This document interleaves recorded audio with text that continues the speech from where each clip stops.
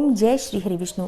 जय माता दी दोस्तों, आपके अपने चैनल धर्म साधना में आपका बहुत बहुत स्वागत है। माँ भगवती दुर्गा की कृपा आप और आपके पूरे परिवार पर सदा सर्वदा बनी रहे। दोस्तों, आज की वीडियो में मैं आपको सुनाने वाली हूँ सत्यनारायण व्रत की कथा। सत्यनारायण व्रत की कथा का श्रवण करने मात्र से ही समस्त प्रकार की इच्छाएं पूर्ण हो जाती हैं और भगवान सत्यनारायण की कृपा से सभी प्रकार के दुखों का अंत हो जाता है। भगवान श्री सत्यनारायण अपने भक्तों की समस्त मनोकामनाओं को पूर्ण करते हैं। तो भगवान श्री सत्यनारायण की कथा सुनने से पहले भगवान सत्यनारायण का अपने मन में ध्यान कीजिए और प्रेम से बोलिए, श्री सत्यनारायण भगवान की जय। एक समय की बात है, नैमिषारण्य तीर्थ में शौनकादि 88,000 ऋषियों ने श्री सूत जी से पूछा, हे प्रभु, इस कलयुग में वेद विद्या रहित मनुष्यों को प्रभु भक्ति किस प्रकार मिल सकती है तथा उनका उद्धार कैसे होगा। हे मुनिश्रेष्ठ, कोई ऐसा तप बताइए जिससे थोड़े समय में ही पुण्य मिले और मनोवांछित फल भी मिल जाए। इस प्रकार की कथा सुनने की हम इच्छा रखते हैं। सर्व शास्त्रों के ज्ञाता श्री सूत जी बोले, हे वैष्णवों में पूज्य, आप सभी ने प्राणियों के हित की बात पूछी है, इसलिए मैं एक ऐसे श्रेष्ठ व्रत को आप लोगों को बताऊंगा जिसे नारद जी ने लक्ष्मी नारायण जी से पूछा था और लक्ष्मीपति ने मुनिश्रेष्ठ नारद जी से कहा था। आप सब इसे ध्यान से सुनिए। एक समय की बात है, योगीराज नारद जी दूसरों के हित की इच्छा के लिए अनेकों लोकों में घूमते हुए मृत्यु लोक में आ पहुंचे। यहाँ उन्होंने अनेक योनियों में जन्मे प्रायः सभी मनुष्यों को अपने कर्मों द्वारा अनेकों दुखों से पीड़ित देखा। उनका दुख देखकर नारद जी सोचने लगे कि कैसा यत्न किया जाए जिसके करने से निश्चित रूप से मानव के दुखों का अंत हो जाए। इसी विचार पर मनन करते हुए वह विष्णु लोक में गए और वहां पर वह देवों के ईश नारायण की स्तुति करने लगे, जिनके हाथों में शंख, चक्र, गदा और पद्म थे और गले में वरमाला पहने हुए थे। स्तुति करते हुए नारद जी बोले, हे भगवान, आप अत्यंत शक्ति से संपन्न हैं। मन तथा वाणी भी आपको नहीं पा सकती है। निर्गुण स्वरूप, सृष्टि के कारण भक्तों के दुख को दूर करने वाले हैं। आपको मेरा नमस्कार है। नारद जी की स्तुति सुनकर भगवान विष्णु बोले, हे मुनिश्रेष्ठ, आपके मन में क्या बात है? आप किस काम के लिए पधारे हैं, उसे निसंकोच होकर कहो। इस पर नारद मुनि बोले कि हे प्रभु, मृत्युलोक में अनेक योनियों में जन्मे मनुष्य अपने कर्मों के द्वारा अनेकों दुखों से दुखी हो रहे हैं। हे नाथ, आप मुझ पर अगर दया रखते हैं तो बताइए कि वो मनुष्य थोड़े प्रयास से ही अपने दुखों से कैसे छुटकारा पा सकते हैं। भगवान श्री हरि बोले, हे नारद, मनुष्यों की भलाई के लिए तुमने बहुत अच्छी बात पूछी है। जिसके करने से मनुष्य मोह से छूट जाता है, वह बात मैं तुमसे कहता हूँ, उसे सुनो। स्वर्गलोक और मृत्युलोक दोनों में एक दुर्लभ उत्तम व्रत है जो पुण्य देने वाला है। आज प्रेमवश होकर मैं उसे तुमसे कहता हूँ, तुम ध्यान पूर्वक सुनो। श्री सत्यनारायण भगवान का यह व्रत अच्छी तरह विधान पूर्वक करके मनुष्य तुरंत ही यहाँ सुख भोग कर मरने पर मोक्ष को प्राप्त करता है। श्रीहरि के वचन सुनकर नारद जी बोले कि उस व्रत का फल क्या है और उसका विधान क्या है, यह व्रत किसने किया था, इस व्रत को किस दिन करना चाहिए, सभी कुछ विस्तार से बताइए। नारद की बात सुनकर श्री हरि बोले, दुख और शोक को दूर करने वाला, यह सभी स्थानों पर विजय दिलाने वाला है। मानव को भक्ति और श्रद्धा के साथ शाम को श्री सत्यनारायण की पूजा धर्मपरायण होकर ब्राह्मणों और बंधुओं के साथ करनी चाहिए। भक्ति भाव से ही नैवेद्य, केले का फल, घी, दूध और गेहूं का आटा सवाया लें।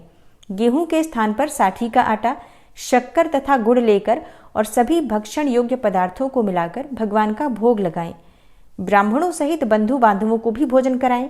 इसके बाद स्वयं भोजन करें। भजन कीर्तन के साथ भगवान की भक्ति में लीन हो जाएं। इस तरह से सत्यनारायण भगवान का यह व्रत करने पर मनुष्य की सारी इच्छाएं निश्चित रूप से पूरी होती हैं। इस कलिकाल में अर्थात कलयुग में मृत्युलोक में मोक्ष का यही एक सरल उपाय बताया गया है।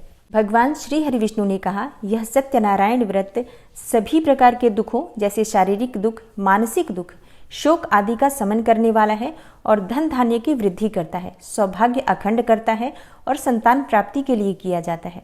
कलयुग में यह सबसे छोटा सा उपाय है। इस प्रकार श्री सत्यनारायण भगवान की कथा का प्रथम अध्याय समाप्त हुआ। प्रेम से बोलिए, श्री सत्यनारायण भगवान की जय। सत्यनारायण व्रत का दूसरा अध्याय। श्री सूत जी बोले, हे द्विजों, अब मैं पुनः पूर्व काल में जिसने इस सत्यनारायण व्रत को किया था उसे भली भांति विस्तार पूर्वक कहूंगा। आप सब ध्यान पूर्वक सुनिए। एक समय की बात है, रमणीय काशी नगरी में कोई अत्यंत निर्धन ब्राह्मण रहता था। भूख और प्यास से व्याकुल होकर वह प्रतिदिन पृथ्वी पर भटकता रहता था। ब्राह्मणों से प्रेम करने वाले भगवान ने उस दुखी ब्राह्मण को देखकर वृद्ध ब्राह्मण का रूप धारण करके उस द्विज से आदरपूर्वक पूछा, हे विप्र, प्रतिदिन अत्यंत दुखी होकर तुम किस लिए पृथ्वी पर भ्रमण करते रहते हो? हे द्विज श्रेष्ठ, यह सब बतलाओ, मैं सुनना चाहता हूँ। ब्राह्मण बोला, हे प्रभु, मैं अत्यंत दरिद्र ब्राह्मण हूँ और भिक्षा के लिए ही पृथ्वी पर घूमा करता हूँ। यदि मेरी इस दरिद्रता को दूर करने का आप कोई उपाय जानते हो तो कृपा पूर्वक बतलाइए। वृद्ध ब्राह्मण बोला, हे ब्राह्मण देव, सत्यनारायण भगवान विष्णु अभिष्ट फल को देने वाले हैं। हे विप्र, तुम उनका उत्तम व्रत करो, जिसे करने से मनुष्य सभी दुखों से मुक्त हो जाता है। व्रत के विधान को भी ब्राह्मण से यत्न पूर्वक कहकर वृद्ध ब्राह्मण रूपधारी भगवान विष्णु वहीं पर अंतर्ध्यान हो गए। वृद्ध ब्राह्मण ने जैसा कहा है उस व्रत को अच्छी प्रकार से वैसे ही करूंगा, यह सोचते हुए उस ब्राह्मण को रात में नींद भी नहीं आई। अगले दिन प्रातःकाल उठकर सत्यनारायण का व्रत करूंगा ऐसा संकल्प करके वह ब्राह्मण भिक्षा के लिए चल पड़ा। उस दिन ब्राह्मण को भिक्षा में बहुत सा धन प्राप्त हुआ। उसी धन से उसने बंधु बांधवों के साथ भगवान सत्यनारायण का व्रत किया। इस व्रत के प्रभाव से वह श्रेष्ठ ब्राह्मण सभी दुखों से मुक्त होकर समस्त संपत्तियों से संपन्न हो गया। उस दिन से लेकर प्रत्येक महीने उसने यह व्रत किया। इस प्रकार सत्यनारायण भगवान के इस व्रत को करके वह समस्त पापों से मुक्त हो गया और उसने दुर्लभ मोक्ष पद को प्राप्त किया। हे विप्र, पृथ्वी पर जब भी कोई मनुष्य श्री सत्यनारायण का व्रत करेगा उसी समय उसके समस्त दुख नष्ट हो जाएंगे। हे ब्राह्मणों, इस प्रकार भगवान नारायण ने महात्मा नारद जी से जो कुछ कहा वह मैंने सब आप लोगों से कह दिया। आगे अब और क्या कहूँ? तब ब्राह्मण बोले, हे मुने, इस पृथ्वी पर उस ब्राह्मण से सुने हुए इस व्रत को और किसने किया? हम वह सब सुनना चाहते हैं। उस व्रत पर हमारी श्रद्धा हो रही है। श्री सूत जी बोले, हे मुनियों, पृथ्वी पर जिसने यह व्रत किया उसे आप लोग सुने। एक बार वह द्विज श्रेष्ठ अपने धन संपत्ति के अनुसार बंधु बांधवों तथा परिवारजनों के साथ व्रत करने के लिए उद्यत हुआ। इसी बीच में एक लकड़हारा वहां आया और लकड़ी बाहर रखकर उस ब्राह्मण के घर गया। प्यास से व्याकुल वह लकड़हारा उस ब्राह्मण को व्रत करता हुआ देखकर प्रणाम करके उससे बोला, हे प्रभु, आप यह क्या कर रहे हैं? इसके करने से किस फल की प्राप्ति होती है, विस्तार पूर्वक मुझसे कहिए। विप्र ने कहा, यह सत्यनारायण का व्रत है जो सभी मनोरथों को प्रदान करने वाला है। उसी के प्रभाव से मुझे यह सब महान धन धान्य आदि प्राप्त हुआ है। जल पीकर तथा प्रसाद ग्रहण करके वह लकड़हारा नगर चला गया। सत्यनारायण देव के लिए मन से ऐसा सोचने लगा कि आज लकड़ी बेचने से जो भी धन प्राप्त होगा उसी धन से भगवान सत्यनारायण का श्रेष्ठ व्रत करूंगा। इस प्रकार मन में चिंतन करता हुआ लकड़ी को मस्तक पर रखकर वह उस सुंदर नगर में गया जहां धन संपन्न लोग रहते थे। उस दिन उसने लकड़ी का दुगना मूल्य प्राप्त किया। इसके बाद प्रसन्न हृदय होकर वह पके हुए केले का फल, शक्कर, घी, दूध और गेहूं का चूर्ण सवाया मात्रा में लेकर अपने घर आया। तत्पश्चात उसने अपने बंधु बांधवों को बुलाकर विधि विधान से भगवान श्री सत्यनारायण का व्रत किया और इस व्रत के प्रभाव से वह पुत्र और धन आदि से संपन्न हो गया और इस लोक में अनेकों सुखों का भोग करके अंत में सत्यपुर अर्थात वैकुंठ लोक चला गया। इस प्रकार भगवान सत्यनारायण की कथा का दूसरा अध्याय समाप्त हुआ। तो प्रेम से बोलिए श्री सत्यनारायण भगवान की जय। सत्यनारायण व्रत की कथा का तीसरा अध्याय। श्री सूत जी बोले, हे श्रेष्ठ मुनियों, अब मैं पुनः आगे की कथा कहूंगा, आप लोग ध्यान पूर्वक सुनिए। प्राचीन काल में उल्कामुख नाम का एक राजा रहता था। वह जितेंद्रिय, सत्यवादी तथा अत्यंत बुद्धिमान था। वह विद्वान राजा प्रतिदिन देवालय जाता और ब्राह्मणों को धन देकर संतुष्ट करता था। कमल के समान मुख वाली उसकी धर्मपत्नी शीला विनय एवं सौंदर्य आदि गुणों से संपन्न तथा पतिपरायणा थी। राजा एक दिन अपनी धर्मपत्नी के साथ भद्रशिला नदी के तट पर श्री सत्यनारायण का व्रत कर रहा था। उसी समय व्यापार के लिए अनेक प्रकार की पुष्कल धनराशि से संपन्न एक साधु नाम का बनिया वहां आया। भद्रशिला नदी के तट पर नाव को स्थापित करके और राजा के समीप गया और राजा को उस व्रत में दीक्षित देखकर विनयपूर्वक पूछने लगा। साधु ने कहा, हे राजन, आप भक्ति युक्त चित्त से यह क्या कर रहे हैं? कृपया यह सब मुझे भी बताइए, मैं इसे सुनना चाहता हूँ। राजा बोले, हे साधो, पुत्र आदि की प्राप्ति की कामना से अपने बंधु बांधवों के साथ मैं अतुल तेज संपन्न भगवान विष्णु का व्रत और पूजन कर रहा हूँ। राजा की बात सुनकर साधु ने आदरपूर्वक कहा, हे राजन, इस विषय में आप मुझे सब कुछ विस्तार से बतलाइए। आपके कथनानुसार मैं यह व्रत और पूजन अवश्य करूंगा। मुझे भी कोई संतान नहीं है, इससे अवश्य ही संतान प्राप्त होगी।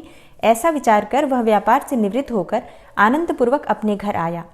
उसने अपनी भार्या से संतति प्रदान करने वाले इस सत्यव्रत को विस्तार पूर्वक बताया तथा जब मुझे संतान प्राप्त होगी तब मैं इस व्रत को अवश्य करूंगा। इस प्रकार उस साधु ने अपनी भार्या लीलावती से कहा। एक दिन उसकी लीलावती नाम की सती साध्वी भार्या पति के साथ आनंद चित्त से ऋतुकालीन धर्माचरण में प्रवृत्त हुई और भगवान श्री सत्यनारायण की कृपा से उसकी वह भार्या गर्भिणी हुई। 10वें महीने में उससे कन्या रत्न की प्राप्ति हुई और शुक्ल पक्ष के चंद्रमा की भांति यानी दिन प्रतिदिन वह कन्या बढ़ने लगी। उस कन्या का नाम कलावती रखा गया।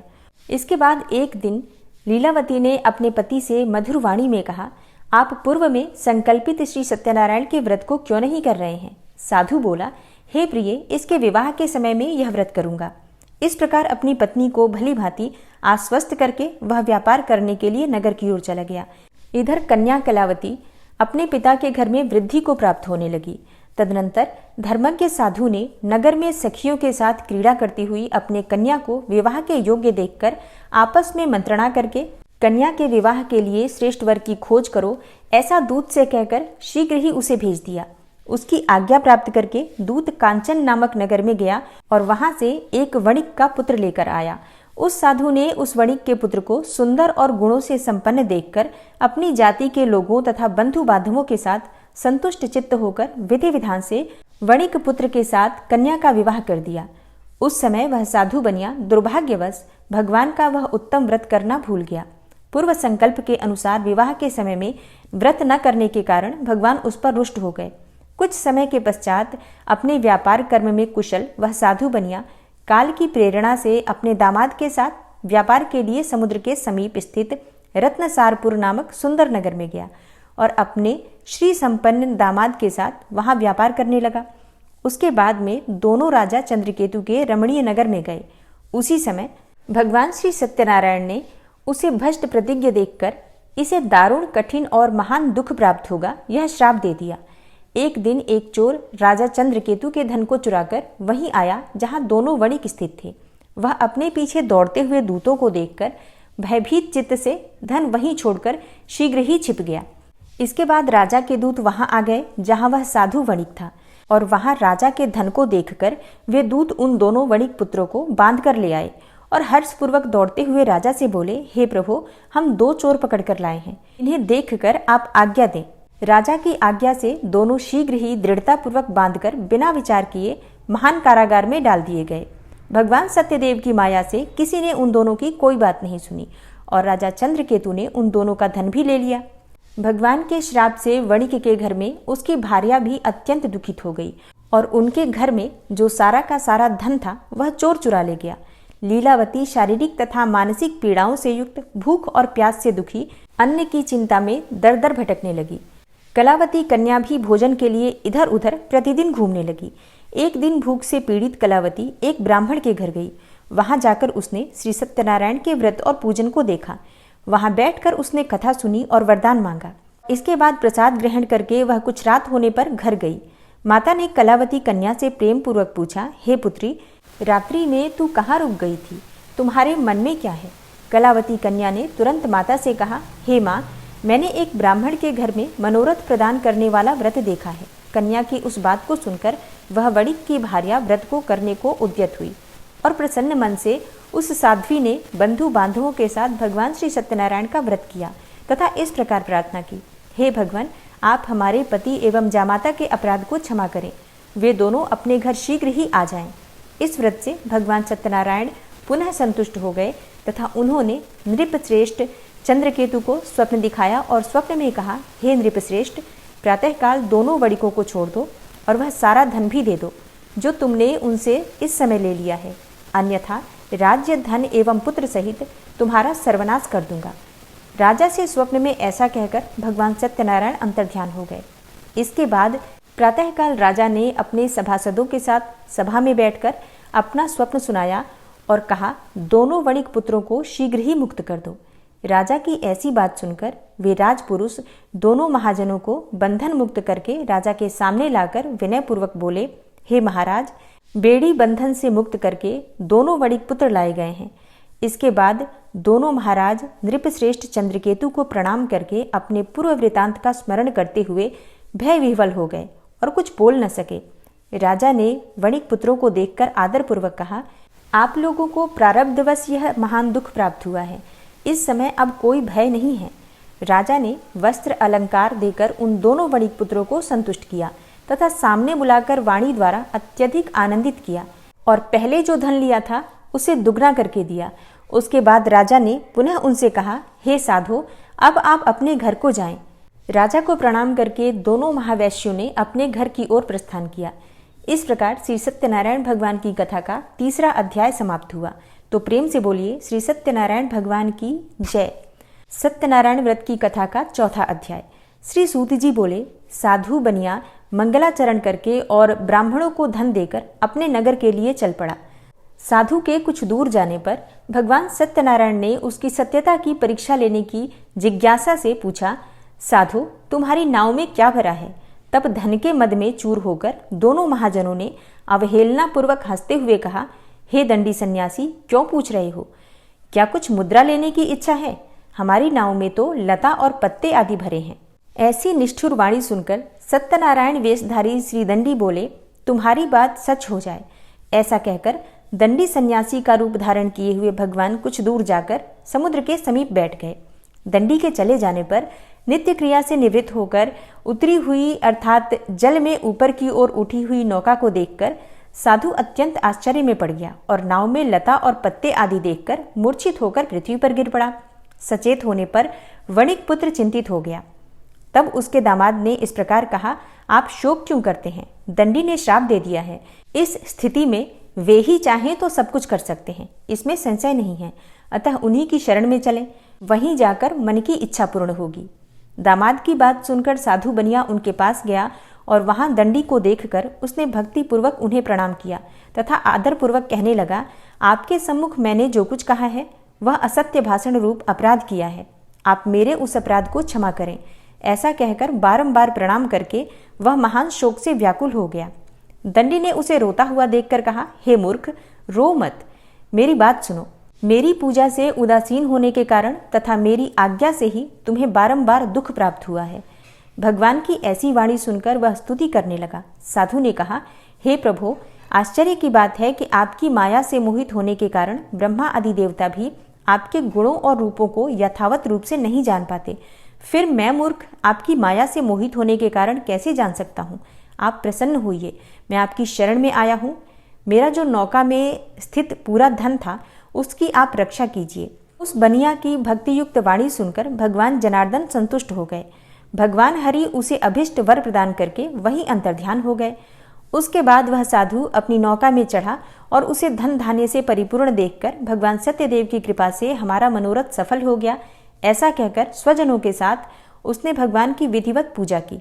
भगवान श्री सत्यनारायण की कृपा से वह आनंद से परिपूर्ण हो गया और नाव को प्रयत्नपूर्वक संभाल कर उसने अपने देश के लिए प्रस्थान किया। साधु बनिया ने अपने दामाद से कहा, वह देखो, मेरी रत्नपुरी नगरी दिखाई दे रही है। इसके बाद उसने अपने धन के रक्षक दूत को अपने आगमन का समाचार देने के लिए अपनी नगरी में भेजा।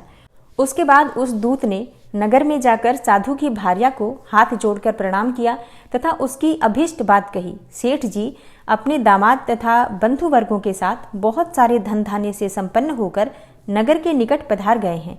दूत के मुख से यह बात सुनकर वह अति आनंदित हो गई और उस साध्वी ने श्री सत्यनारायण की पूजा करके अपनी पुत्री से कहा, मैं साधु के दर्शन के लिए जा रही हूँ, तुम शीघ्र आओ। माता का ऐसा वचन सुनकर व्रत को समाप्त करके प्रसाद का परित्याग करके वह कलावती भी अपने पति का दर्शन करने के लिए चल पड़ी। इससे भगवान सत्यनारायण रुष्ट हो गए और उन्होंने उसके पति को तथा नौका को धन के साथ हरण करके जल में डुबो दिया। इसके बाद कलावती कन्या अपने पति को न देखकर महान शोक से रुदन करती हुई पृथ्वी पर गिर पड़ी। नाव का अदर्शन तथा कन्या को अत्यंत दुखी देखकर भयभीत मन से साधु बनिया ने सोचा, यह क्या आश्चर्य हो गया। नाव का संचालन करने वाले भी सभी चिंतित हो गए। तदनंतर वह लीलावती भी कन्या को देखकर विह्वल हो गई और अत्यंत दुख से विलाप करती हुई अपने पति से इस प्रकार बोली, अभी अभी नौका के साथ यह कैसे अलक्षित हो गया। न जाने किस देवता की उपेक्षा से वह नौका हरण कर ली गई, अथवा श्री सत्यनारायण का महात्म्य कौन जान सकता है। ऐसा कहकर वह स्वजनों के साथ विलाप करने लगी और कलावती कन्या को गोद में लेकर रोने लगी। कलावती कन्या भी अपने पति के नष्ट हो जाने पर दुखी हो गई और पति की पादुका लेकर उनका अनुगमन करने के लिए उसने मन में निश्चय किया। कन्या के इस प्रकार के आचरण को देखकर भार्या सहित वह धर्मज्ञ साधु बनिया अत्यंत शोक संतप्त हो गया और सोचने लगा, या तो भगवान सत्यनारायण ने यह अपहरण किया है अथवा हम सभी भगवान सत्यदेव की माया से मोहित हो गए हैं। अपनी धन शक्ति के अनुसार मैं श्री भगवान सत्यनारायण की पूजा करूंगा। सभी को बुलाकर इस प्रकार कहकर उसने अपने मन में इच्छा प्रकट की और बारंबार भगवान सत्यदेव को दंडवत प्रणाम किया। इससे दीनों के परिपालक भगवान सत्यदेव प्रसन्न हो गए। भक्तवत्सल भगवान ने कृपापूर्वक आकाशवाणी की, तुम्हारी कन्या प्रसाद छोड़कर अपने पति को देखने चली आई है। निश्चय ही इसी कारण उसका पति अदृश्य हो गया है। यदि घर जाकर प्रसाद ग्रहण करके वह पुनः आए तो हे साधु बनिया, तुम्हारी पुत्री पति को प्राप्त करेगी, इसमें कोई संशय नहीं है। कन्या कलावती भी आकाशमंडल से ऐसी वाणी सुनकर शीघ्र ही घर गई। उसने प्रसाद ग्रहण किया, पुनः आकर स्वजनों तथा अपने पति को देखा। तब कलावती कन्या ने अपने पिता से कहा, अब तो घर चलें, विलंब क्यों कर रहे हैं। कन्या की यह बात सुनकर वणिक पुत्र संतुष्ट हो गया और विधि विधान से भगवान सत्यनारायण का पूजन करके धन तथा बंधु बांधवों के साथ अपने घर गया। तदनंतर पूर्णिमा तथा संक्रांति पर्वों पर भगवान सत्यनारायण देव का पूजन करते हुए इस लोक में सुख भोग कर अंत में वह सत्यपुर वैकुंठ लोक में चला गया। इस प्रकार श्री सत्यनारायण भगवान की कथा का चौथा अध्याय समाप्त हुआ। तो प्रेम से बोलिए श्री सत्यनारायण भगवान की जय। पांचवा अध्याय। श्री सूत जी बोले, श्रेष्ठ मुनियों, अब इसके बाद मैं दूसरी कथा कहूंगा, आप लोग ध्यान पूर्वक सुनिए। अपनी प्रजा का पालन करने में तत्पर तुंगध्वज नाम का एक राजा था। उसने सत्यदेव के प्रसाद का परित्याग करके दुख प्राप्त किया। एक बार वह वन में पशुओं को मारकर वट वृक्ष के नीचे आया। वहां उसने देखा कि गोपगण बंधु बांधवों के साथ संतुष्ट होकर भक्तिपूर्वक भगवान सत्यदेव की पूजा कर रहे हैं। राजा यह देखकर भी अहंकारवश न तो वहां गया और न ही उसने भगवान सत्यनारायण को प्रणाम ही किया। पूजन के बाद सभी गोपगण भगवान का प्रसाद राजा के समीप रखकर वहां से लौट आए और इच्छानुसार उन सभी ने भगवान का प्रसाद ग्रहण किया। इधर राजा को प्रसाद का परित्याग करने से बहुत दुख प्राप्त हुआ। उसका संपूर्ण धन, धान्य एवं सभी 100 पुत्र नष्ट हो गए। राजा ने मन में यह निश्चय किया कि अवश्य ही भगवान सत्यनारायण ने हमारा नाश किया है, इसलिए मुझे वहां जाना चाहिए। वहां श्री सत्यनारायण भगवान का पूजन हो रहा था। ऐसा मन में निश्चय करके वह राजा गोपगणों के समीप गया और उसने गोपगणों के साथ भक्ति श्रद्धा से युक्त होकर विधि विधान पूर्वक भगवान सत्यदेव की पूजा की। भगवान सत्यदेव की कृपा से वह पुनः धन और पुत्रों से संपन्न हो गया तथा इस लोक में सभी सुखों का भोग करके अंत में सत्यपुर वैकुंठ लोक को प्राप्त हुआ। श्री सूत जी कहते हैं, जो व्यक्ति इस परम दुर्लभ श्री सत्यनारायण व्रत को करता है और पुण्यमयी तथा फल प्रदायिनी भगवान की कथा को भक्ति युक्त होकर सुनता है, उसे भगवान सत्यनारायण की कृपा से धन धान्य आदि की प्राप्ति होती है। दरिद्र भी धनवान हो जाता है। बंधन में पड़ा हुआ बंधनों से मुक्त हो जाता है। डरा हुआ व्यक्ति भयमुक्त हो जाता है। यह सत्य बात है, इसमें कोई संशय नहीं है। इस लोक में यह सभी इच्छित फलों का भोग करके अंत में सत्यपुर वैकुंठ लोक को प्राप्त करता है। हे ब्राह्मणों, इस प्रकार मैंने आप लोगों से भगवान सत्यनारायण के व्रत को कहा, जिसे करके मनुष्य सभी दुखों से मुक्त हो जाता है। कलयुग में तो भगवान सत्यदेव की पूजा विशेष फल प्रदान करने वाली है। हे मुनीश्वरों, पूर्वलोक में जिन लोगों ने भगवान सत्यनारायण का व्रत किया था, उसके अगले जन्म का वृतांत कहता हूँ, आप लोग श्रद्धा पूर्वक सुनिए। महान प्रज्ञा संपन्न सतानंद नाम के ब्राह्मण सत्यनारायण व्रत करने के प्रभाव से दूसरे जन्म में सुदामा नामक ब्राह्मण हुए और इस जन्म में भगवान कृष्ण का ध्यान करके उन्होंने मोक्ष को प्राप्त किया। लकड़हारा भील गुहों का राजा हुआ और अगले जन्म में उसने भगवान श्री राम की सेवा करके मोक्ष को प्राप्त किया। महाराज उल्कामुख दूसरे जन्म में राजा दशरथ हुए, जिन्होंने श्री रंगनाथ जी की पूजा करके अंत में वैकुंठ लोक को प्राप्त किया। इसी प्रकार धार्मिक और सत्यव्रती साधु पिछले जन्म के सत्यव्रत के प्रभाव से दूसरे जन्म में मोरध्वज नामक राजा हुआ। उसने आरे से चीरकर अपने पुत्र की आधी देह भगवान विष्णु को अर्पित करके मोक्ष को प्राप्त किया। महाराजा तुंगध्वज जन्मांतर में स्वयंभू मनु हुए और भगवत संबंधी संपूर्ण कार्यों का अनुष्ठान करके वैकुंठ लोक को प्राप्त हुए। जो गोपगण थे वे सब जन्म जन्मांतर में व्रजमंडल में निवास करने वाले गोप हुए और सभी राक्षसों का संहार करके उन्होंने भी भगवान का शाश्वत धाम गोलोक प्राप्त किया। इस प्रकार श्री स्कंद पुराण के अंतर्गत रेवा खंड में श्री सत्यनारायण व्रत कथा का यह 5वां अध्याय पूर्ण हुआ। तो प्रेम से बोलिए श्री सत्यनारायण भगवान की जय, श्री लक्ष्मी नारायण की जय। जय जय श्री कृष्णा, जय श्री राधे।